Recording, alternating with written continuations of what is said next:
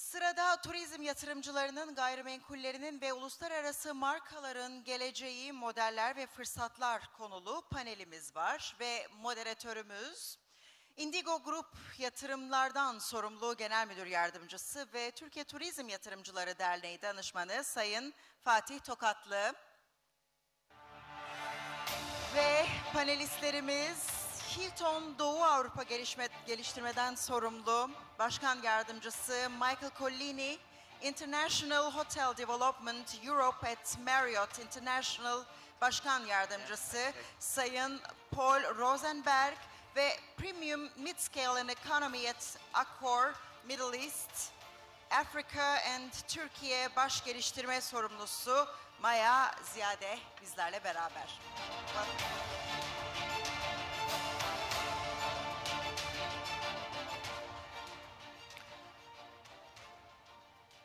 Thank you very much for being in this panel. So our Master of Ceremony has already introduced everyone, and I'm just going to provide a very short background to what we are going to discuss.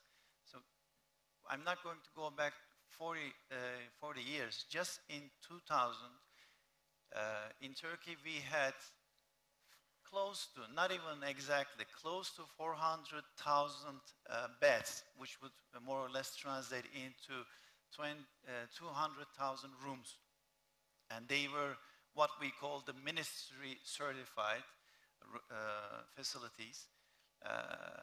And that would also mean that more or less internationally comparable facilities. Now we have 1.1 million bed capacity in almost 5,000 facilities. That's almost a triple-fold increase, which means that actually investments has boomed, not in 40 years, in the last 20 years, and we have a very strong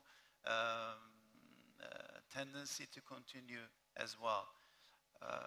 As far as I know, there are 700 developments in the pipeline, totaling something like 170,000 beds. Now, I'd like to start with Maya. In this scene, how are you seeing, how do you see the axis of development, Maya, for the next 5 to 10 years?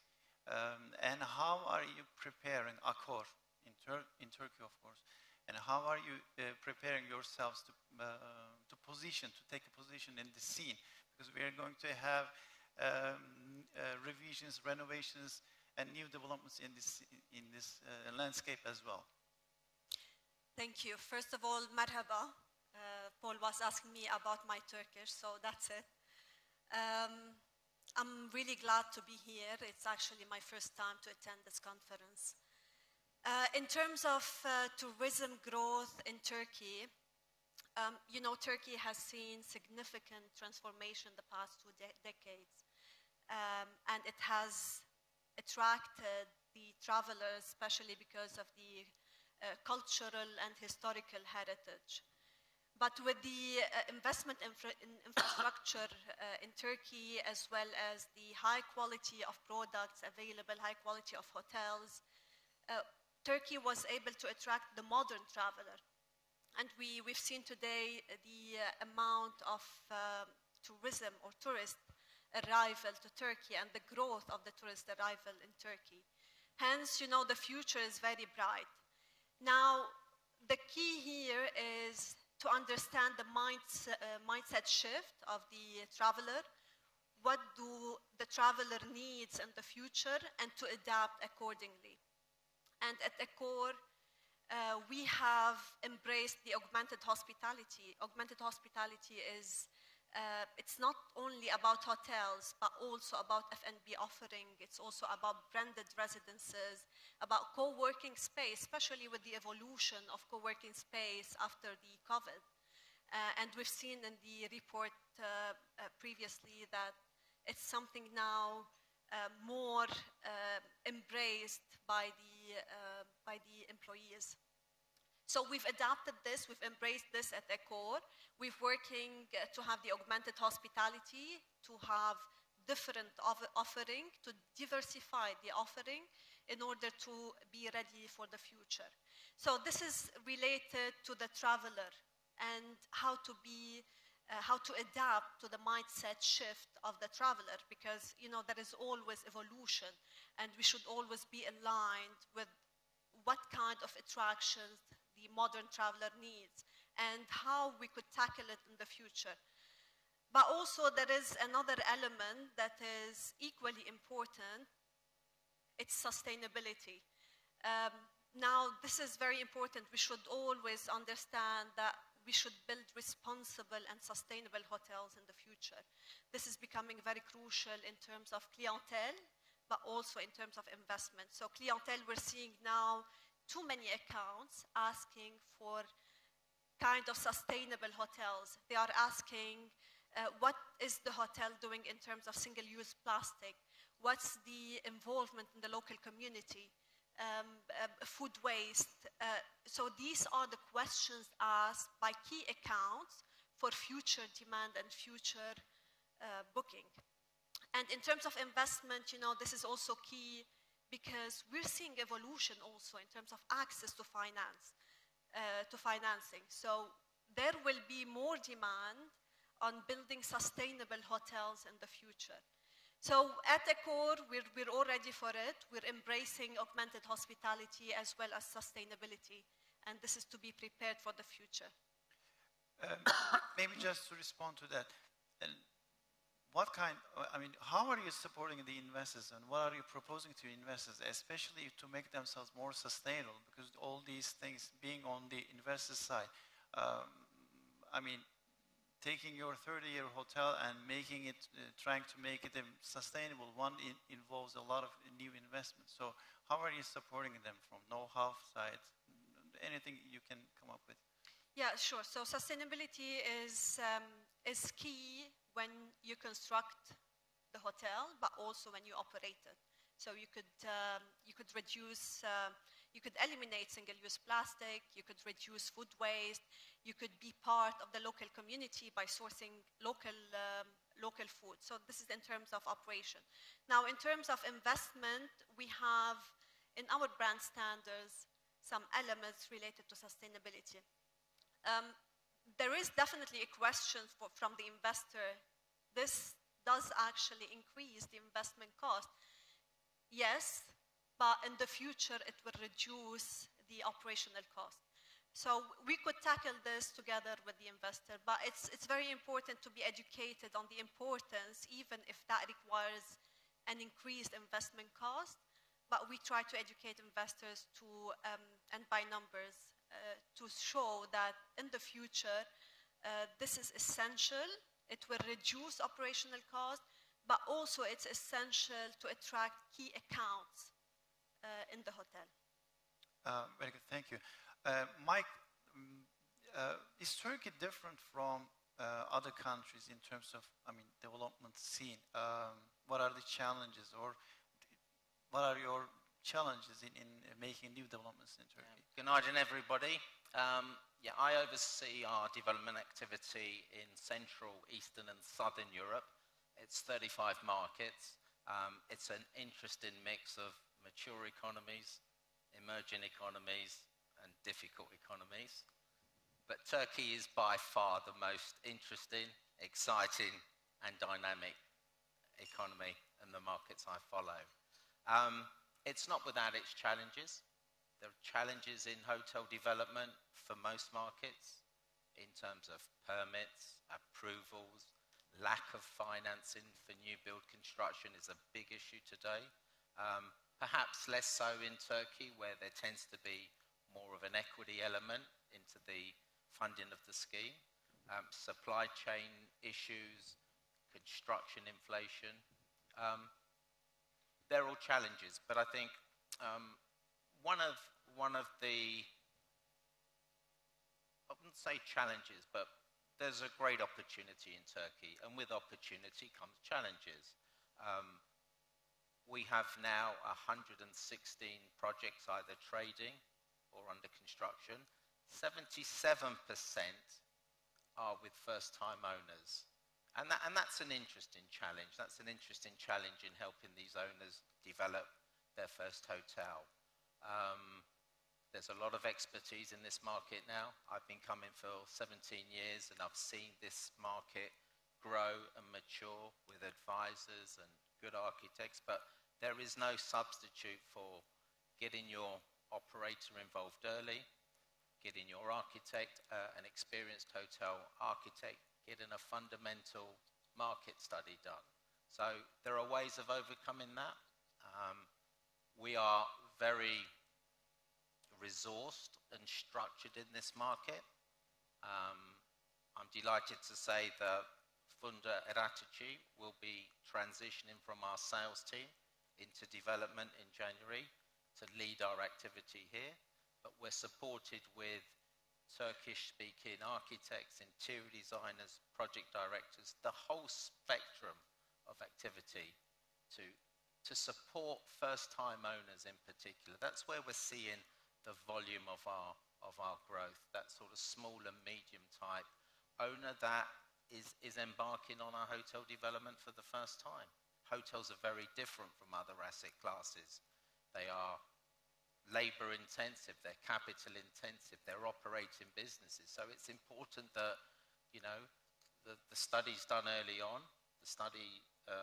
the support's there to make sure the right brand, the right segment, and the right size of hotel is developed for operational efficiency. So that remains one of the biggest challenges. We've certainly come a long way, but certainly Hilton's here and Hilton's resource to help all our investors.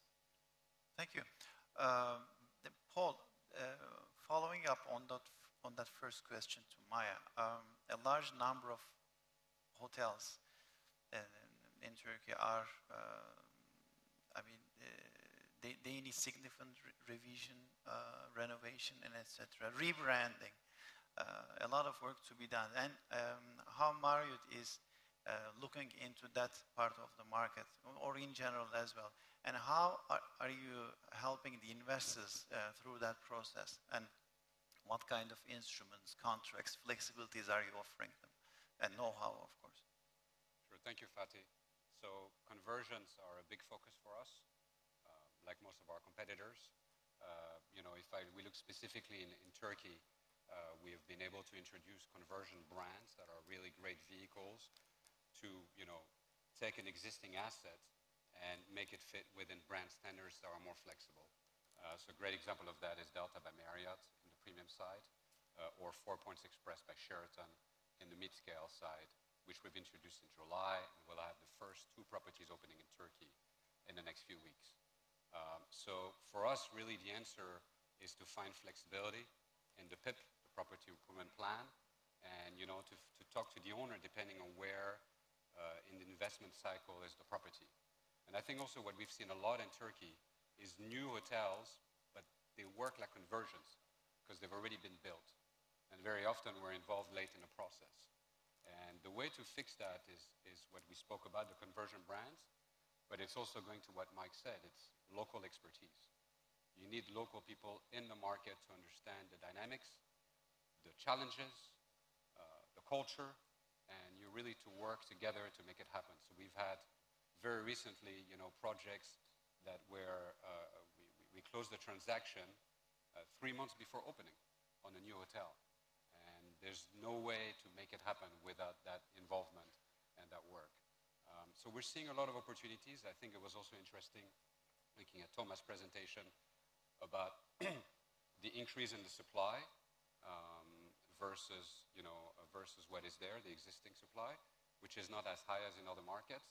And you look at the Turkish Riviera, which I think was at 1% in terms of what the new supply is versus the existing. Yeah. It really shows that a lot of the opportunities there are in the conversion, as conversions. And that's really something that we're focusing on. We've introduced all-inclusive in this part of the world last year. We've already been doing it for a few years in Cala, in Caribbean, Latin America, quite successfully. Now we've introduced it, and we're very focused on the Turkish Riviera, on the European plan as well, but also on the all-inclusive. And I think the majority of the growth in that space will be conversions, since there's really a great stock of great properties on the right locations on the beach. especially talking about the Antalya region, do you have specific plans to sign in resorts, I would say? We're working on it. Okay. We're working on it. Okay. Thanks to my team, we're present here today. Okay. Now, just actually, I was planning to ask a question to Maya. So, as Accor, you have a very strong resort presence in Turkey and in the near abroad, I would say. Do you have plans to sign in more resorts in Turkey as well? So I'm talking about Egypt and etc. In this region, you have a very strong presence. And just as I asked Paul, are you planning that? Yeah, sure. Just before answering this question, if you don't mind, just to echo what Paul said in terms of the conversion. We have signed a conversion this year, Movenpick Hotel. And I must say, you know, the collaboration between the owner's team and our team was amazing. And this is because, you know, the expertise and the know-how of the local talents that Turkey has. So just to echo what Paul said. Now, in terms of leisure, we have 67 hotels in Turkey, and 13 of them are resorts. Whether, you know, resort next to the beach or winter resort, which is also a very attractive offering in Turkey. The plan is definitely to increase growth in terms of resort destination in the region and in Turkey specifically. But also it's interesting to see the brands that we have are well established in this market, and these brands are being signed, like the Swissôtel, for example, in Bodrum, that was opened this year, Swissôtel Cheshme, and we've signed this year Swissôtel in Kalkan. We have also the Movenpick Resort, which is well established in the market and the region, and we are currently we're discussing other brands, especially in the mid-scale and the economy segment. Now, the leisure destination has really high quality products now, I mean, compared to previous years, but could also take more international brands in the future. I think we should push Accor and the competition as well. We should push for more mid-scale hotels or upscale and mid-scale hotel, and this is to justify the investment in some leisure destination. Also by offering, diversifying the offering by having branded resi product next to the hotel. So you would actually, the investor would diversify the risk. You will have diversification of the product in order to attract more travelers, not necessarily one type of traveler, but different types. And we have really high hopes in resource destination, whether again, if it's a beach resort destination or winter resort destination, similar to what we announced today, the Swissôtel Uludağ. So what I see is that I mean, for a leisure property in Turkey, suppose let it be in Antalya, what is the most critical contribution? This is actually valid for all three of you. What is the most critical contribution that a brand would make to that leisure property, a resort property? What is the most critical contribution? What is the most critical change that you're going to bring? You would bring. Any of you can. Yeah. I think the brand, the international brand, would definitely contribute to the destination itself. So by having international brand in a certain destination, that will bring familiarity to the clientele who's familiar with such brands in other locations. That will give sense of, you know, security, sense of consistency, but also in terms of marketing, the international brands, they do lots of marketing campaigns, and especially in countries where they are well established. And this will support not only the product, not only the hotel itself, but also the whole destination. And it will become attractive for new travelers. And this is what we're trying to attract, not only the travelers who know Turkey, but new ones who would come to Turkey. Anything to add? Yeah, no, I think I would agree with that. Diversification of channels is very important. And also, I think pricing power, right?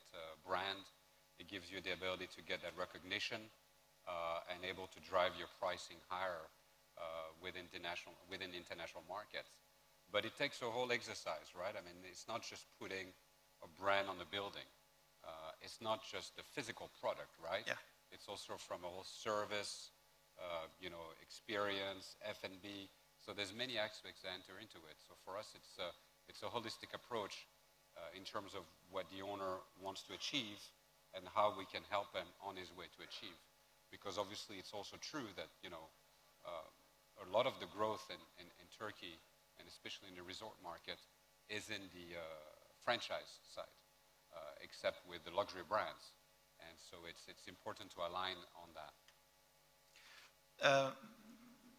Let me build upon that, Paul. So there's something TTYD has been pushing very strongly for the last 6-7 years. We're saying branded residences,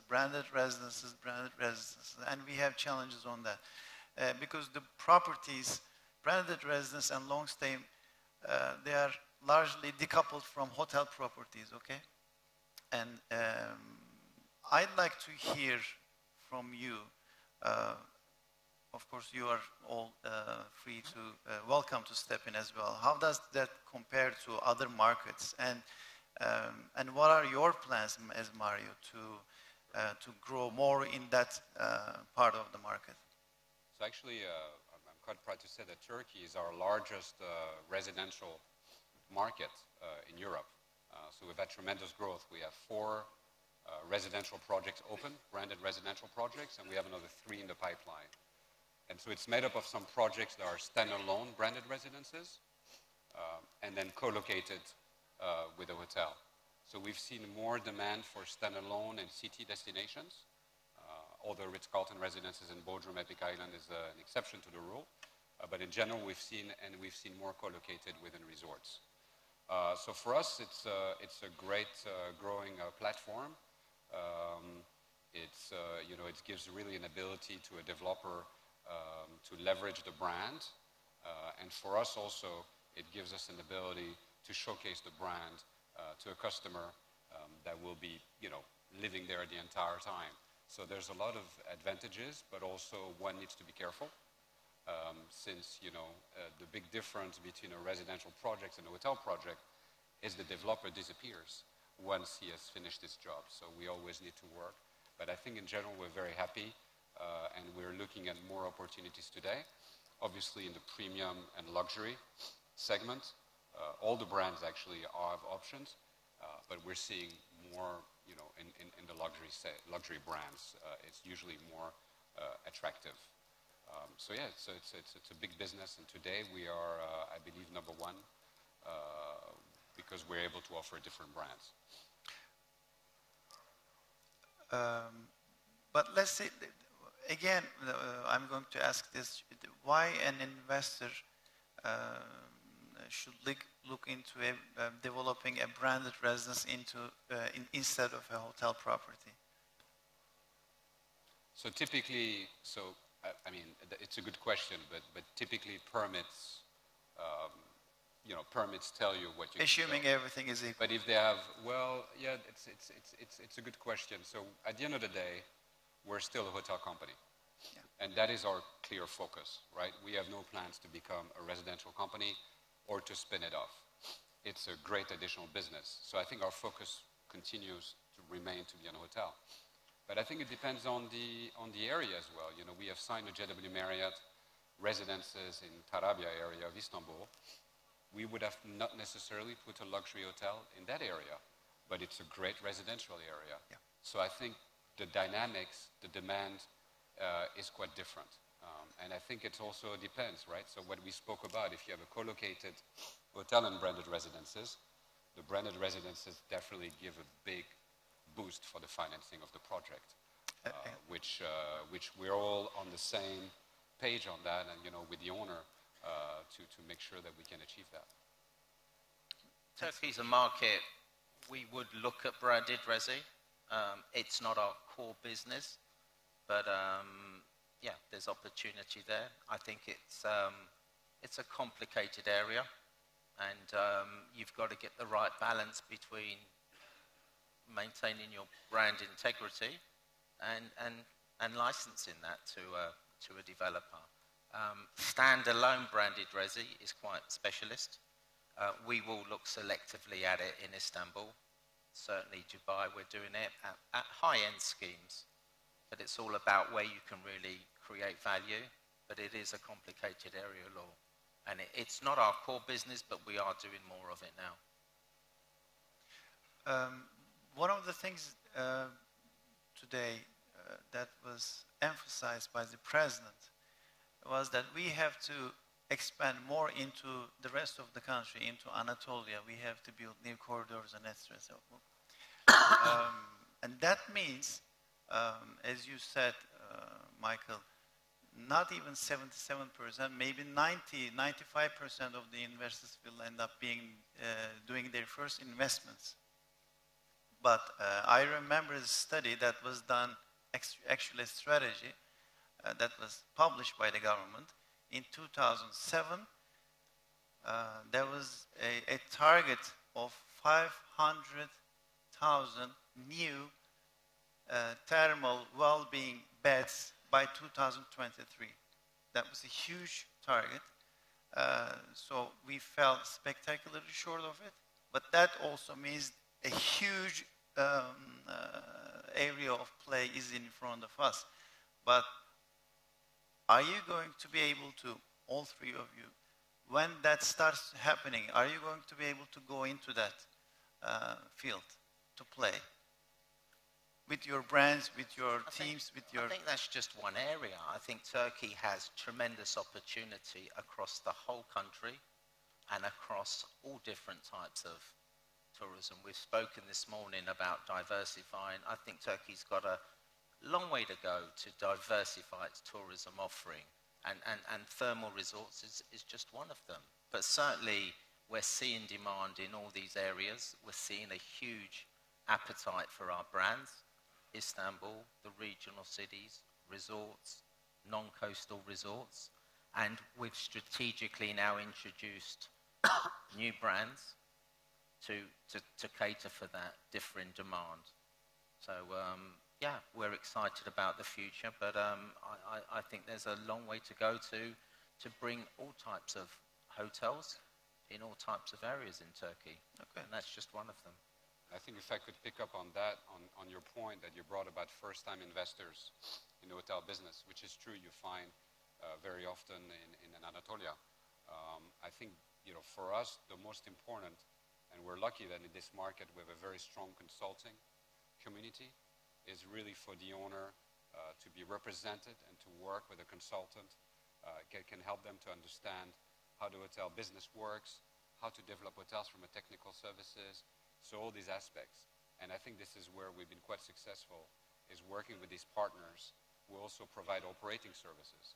Because very often, the cost structure within these markets will not justify putting a management model in place. So, we grow mostly through franchise. And so I think it's really important for those investors to work with these experienced consultants that provide, and I think that's really key, and that's something that we actually recommend all the time, and it's been helping us to get there. Third-party operators, you mean? Correct. Yeah. We're most of the time consultants as well. We do feasibility studies, technical services review, really a one-stop shop approach, which I really like. When I compare to other markets, I find that to be a real quality in Turkey. For the investor, to have one point of contact that can support them to really get everything in place, up to after operation. Because if you're involved, as always, if somebody's involved in a project from its conception to later, then the involvement, will be different in the end result. Anything to add? Yep. In general, growth is key. And Turkey, in many locations, many untapped locations, has what it takes to have hotels and to be destination. So there is the architectural heritage, there is cultural, historical. It has what it takes. Now, we are ready as international brand. We're ready to go to these locations. But I think key here is to understand where, within a certain destination, where exactly, what brand we could offer, and which segment. This is to ensure a proper return on investment to our owners. Because, proper return on investment, that means we have a healthy 20 or 30 years relationship. So, in the summary, there is base for many locations to have international brands. And again, the brands will work hand in hand with the investor to promote this destination. So there is support as well from these brands. But also, it's key to understand what segment and what offerings we should have in these locations. Let me add something to it. There, the brands, you have a great role to play in showing the right way to the investors, especially those first-time investors, with your consultants, with your third-party operators especially. It's a very, that concept also has a lot of potential to grow in the country, and they're helping the investors a lot. But what I see, maybe to conclude, is that the brands also have a lot to do more in going more actively into maybe unexplored territories, to expand their presence, because Istanbul and the south and the west, they are already very difficult markets, but the rest of the country, you also have a lot to do. Like Cappadocia? Like Cappadocia. Yeah, but we've come a long way. I was talking with Mehmet Onkal this morning, and he was the first person I met when I came to Turkey in 2006. And at that time, I think there were 3 branded hotels outside of Istanbul. Yes. So, we've come a long way, but I think the opportunity remains huge. Yes, and with that way, you're going to contribute a lot into the country's tourism revenues. And thank you a lot for being with me and with us today, and for coming all the way. And we are 3 minutes early finishing. Just to add something, sorry. Yeah, sorry. I thought Maya was on point about making sure that the return on investment is taken into account. I think also we talk about sustainability, but there also needs to be sustainability of the brand and the investment. As we see, markets like Istanbul that may seem, with a strong supply, it's something that we as a team spend a lot of time in terms of, looking at impact and other areas to protect our owners. So it's something that we see as you grow more in certain markets. And we've had an example recently where we had a project in an area of Istanbul that was, we were looking at an extended stay, which would have fit well. And then we learned that there was a hotel component, and we pulled ourselves out of the process because it was close to one of our hotels, and we just didn't feel comfortable in terms of the impact. Yes. So I think it's also something that, as much as growing in areas, new areas, also as we grow into areas where we already are. And, we very often get the question, right? We have 31 brands as Marriott, even though we touch many different segments. We do take that into account. It's very important. Yeah, that's a very important point. So that's the end of our panel. Thanks a lot for being with us and with our speakers. And Oylum Hanım, we are 2 minutes early, so I think we deserve a credit. Teşekkür ederim. Thank you. Thank you very much. Thank you. Thank you for your participation. Thank you.